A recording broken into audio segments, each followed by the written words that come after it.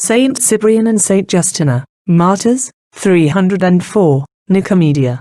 I saw Justina, a child in the courtyard of her father's residence, which was only a square from the pagan temple of which he was a priest. She was with her nurse. She went down into a cistern where she stood on a stone in the middle of the water. Underneath were numerous holes in which different kinds of serpents and horrible-looking creatures lurked. They were kept and fed there. I saw Justina coolly take up a large serpent in one hand and several smaller ones in the other. She held them by the tail and amused herself watching them straightening themselves up like tapers, their head moving from side to side. They did not hurt her. They were quite at home with her. Among them were some about a foot long, like those we call chubs, salamanders. They were used in the worship of the idols. Justina once heard in a Christian church a sermon on the fall of man and the redemption. She was so impressed by it that she received baptism and converted her mother.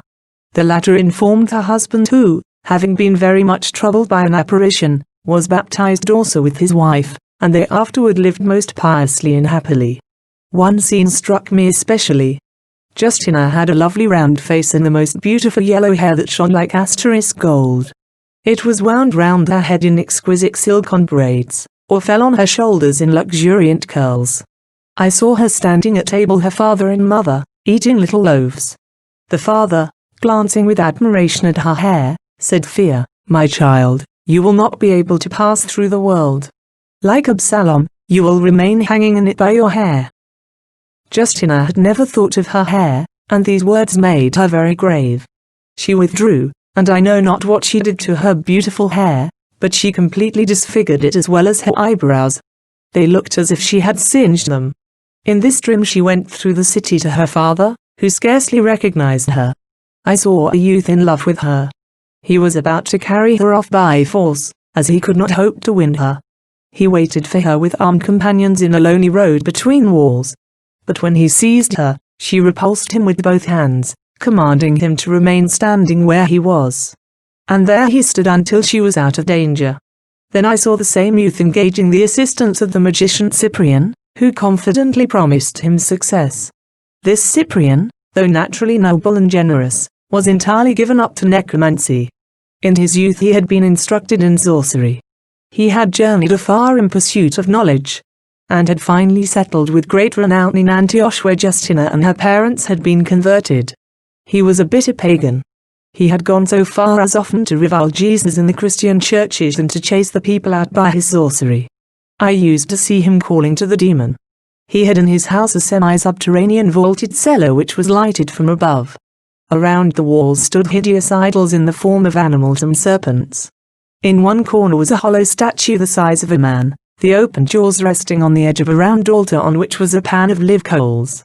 When Cyprian invoked the demon he put on a particular costume, lighted a fire on the altar, read certain names from a roll of parchment, mounted upon the altar, and pronounced the same in the jaws of the idol. Instantly the spirit stood in human form beside him, under the appearance of a servant. There was something sinister and frightful, like a bad conscience, in the features of these apparitions. The spirit twice attempted to seduce Justina under the form of a youth, waylaying her in the courtyard. But she put him to flight by the signs of the cross and escaped his influence by the crosses she erected in the corners of her room. Then I saw her in a secret vault of her house, kneeling in prayer before a niche in which were a cross and a little white infant. The latter seemed to be in a case, the upper part of the body free, its tiny hands crossed. Whilst Justina thus knelt, a youth approached her from behind with evil intentions. When suddenly I saw the apparition of a lady, as if coming out of the wall, and the youth sank to the earth even before Justina had perceived his presence. She turned and fled. I saw her completely destroy her beauty with ointment.